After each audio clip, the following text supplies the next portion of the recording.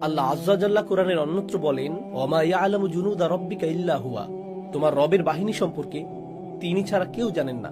এই হর্ন বেজে উঠলে আল্লাহর সমস্ত সৃষ্টি এমনভাবে আচরণ করবে যেন তারা রিজার্ভ সৈন্য এই সিগন্যালের অপেক্ষায় ছিল নিজ নিজ পজিশনে প্রস্তুত হতে।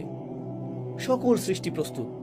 আল্লাহর সকল ফেরেশতা, আকাশমণ্ডলী, মেঘমালা, পৃথিবী সবাই একই পজিশনে মুভ করবে এই মহা ঘটনা সংঘটনের জন্য, এই উপস্থাপনার জন্য।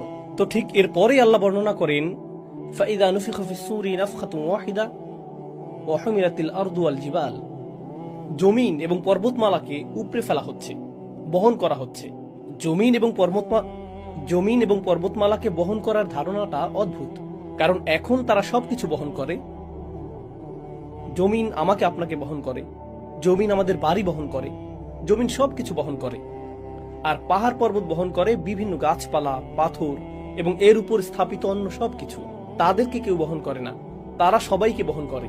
আল্লাহ ইতোমধ্যেই এমন একটি দৃশ্য বর্ণনা করেছেন যেখানে আমরা যা কিছুকে বাস্তব ভাবতাম তাকে উল্টে ফেলা হচ্ছে, বিপরীত দিক থেকে উল্টো করে ফেলা হচ্ছে। তো জমিনকে উত্তোলন করা হবে, বহন করা হবে, এর সাথে পর্বতগুলোকেও বহন করা হবে। এটা আরো ইঙ্গিত করে যে আমরা যাকে মনে করতাম এটা সব সময় নিজ স্থানে বর্তমান থাকবে, আমরা যাকে ভাবতাম এর ওজন আছে, দেখা যাচ্ছে এরাই ওজন হারিয়ে ফেলেছে, এদেরকেই তুলে নিয়ে যাওয়া হচ্ছে। ফাদুক্কাতান দাক্কাতাম ওয়াহিদা, আর একই আঘাতে তাদেরকে চূর্ণ বিচূর্ণ করা হবে, ফলে এরা সমান হয়ে যাবে। ধরুন হাতের মধ্যে নরম ভেজা ডো নিলেন, এরপরে সজোরে নিক্ষেপ করলেন, তখন এটা সমান হয়ে যায়। এই ধারণাটাই আল্লাহ বর্ণনা করেছেন যে সমগ্র পৃথিবীর অবস্থা এরকম হবে। তো পৃথিবীর উঁচু নিচু সব হারিয়ে যাবে। কুরআনের অন্যত্র আল্লাহ এভাবে বর্ণনা করেছেন, ওয়াইদাল আরদু মুদ্দাত, যখন পৃথিবীকে টেনে সমান করে ফেলা হবে। অন্য সূরাতে এসেছে যখন সমুদ্রগুলো ফুটতে থাকবে। সূরাতুল কাহাফে তিনি একে বর্ণনা করেছেন সুআইদান জুরুজা হিসেবে, সমতল ভূমি, পিচ্ছিল ভূমি। আর এখানে তিনি বলছেন এটাকে সজোরে নিক্ষেপ করে সমান করে ফেলা হবে। এখন কোনো কিছুকে সমান করে ফেলার অর্থ হলো একটি মাঠ তৈরি করা হচ্ছে। সমগ্র পৃথিবীকে কেন সমতল ভূমিতে পরিণত করে ফেলা হচ্ছে?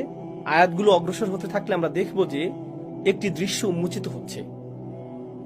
তিনি বলেন, ফায়াউমা ইযিন ওয়াকাতিল ওয়াকিয়াহ, ওই দিন আসল ঘটনা সংঘটিত হবে। তিনি ইতিমধ্যেই বলেছেন আল হাক্কাহ, আর এখন বলছেন আল ওয়াকিয়াহ। আল ওয়াকিয়াহ দারুণ আকর্ষণীয় একটা শব্দ, কারণ এটি এসেছে ওয়াকি থেকে। ওয়াকি অর্থ ভারী ওজন। তো আল্লাহ বলছেন সেদিন ভারী ওজনের পতন ঘটানো হবে। এটি অদৃশ্য জগৎ থেকে চূড়ান্ত বাস্তবতা পতিত হওয়ার বা ঘটার এক অভিব্যক্তি। কারণ সত্য সবসময় ওজনদার হয়, সত্য গুরুতর।